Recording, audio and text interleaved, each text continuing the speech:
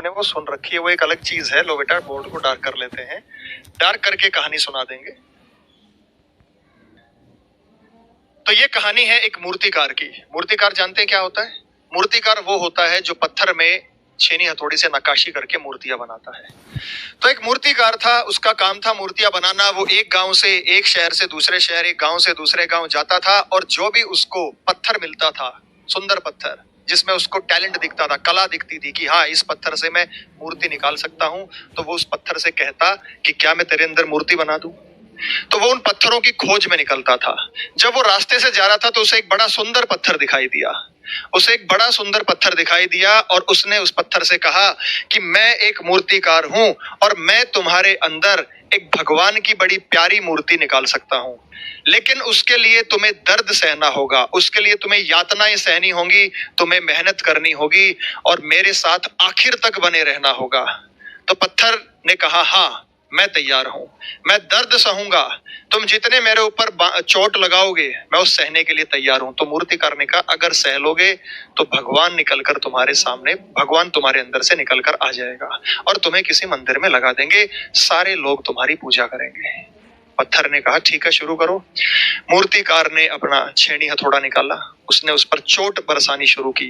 जब धीरे धीरे धीरे धीरे उस पर चोट बरसती गई तो पत्थर को दर्द होता रहा, दर्द होता रहा, दर्द होता रहा और धीरे धीरे उसमें भगवान की मूर्ति निकलनी शुरू हुई। लेकिन एक समय ऐसा आया, वो पत्थर दर्द बर्दाश्त करना, उसने हाथ खड़े कर दिए कि बस करो, अब मैं दर्द बर्दाश्त नहीं कर सकता।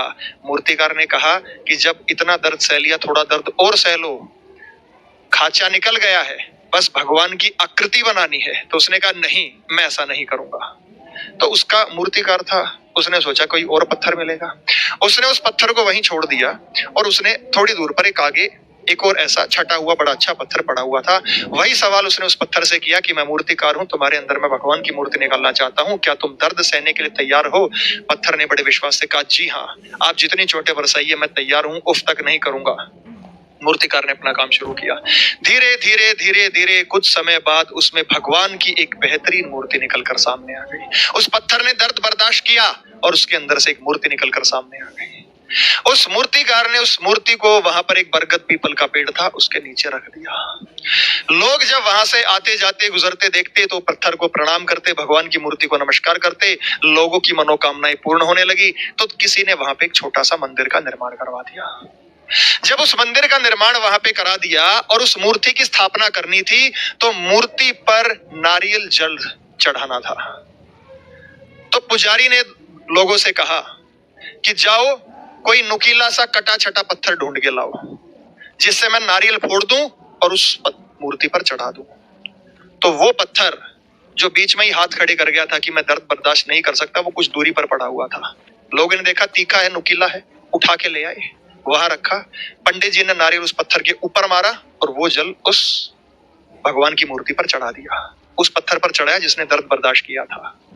अब वो पत्थर जो जरा सा दर्द नहीं बर्दाश्त कर पाया, जो बीच में हाथ खड़े कर गया था, वो पत्थर अब रोज दर्द बर्दाश्त करता है क्योंकि उस पर रोज नारियल फोड़े जाते हैं, रोज नारियल फोड़े जाते हैं और वो पानी उस मूर्ति पर चढ़ा दिया जाता है जिसने वो दर्द बर्दाश्त किया था। आपके साथ भी ऐसी स्थिति है। ये जो जीवन काल आपका भी चल रहा है, ये जो 2 4 5 साल का समय आपके पास है, ये उसी पत्थर की तरह है। शिक्षक तो एक मूर्तिकार है, शिक्षक आपके साथ मेहनत करेगा और आप में भगवान की मूर्ति बनाने की कोशिश करेगा, आपको कामयाब बनाने की कोशिश करेगा, क्योंकि भगवान का मूर्त तो हर प्राणी मात्र के अंदर है। और अगर आप मेरे साथ जुड़े रहेंगे सुबह तक तो मैं कोशिश करूंगा कि आपके अंदर प्रभु की मूर्ति निकल जाए, और अगर आप बीच में छोड़ के निकल जाएंगे तो आपकी हालत उसी पत्थर की तरह होगी जो पत्थर कटा छटा हुआ वहां पड़ा था और वो पत्थर रोज उस पर नारियल फोड़े जाते हैं। तो अगर जीवन में सक्सेसफुल हो जाओगे, सरकारी नौकरी मिल जाएगी, अच्छा जीवन यापन होगा, तो आप एक भगवान की मूर्ति की तरह बनेंगे, क्योंकि आप जब सक्सेसफुल हैं तो आप दूसरे लोगों को भी रोजगार देते हैं।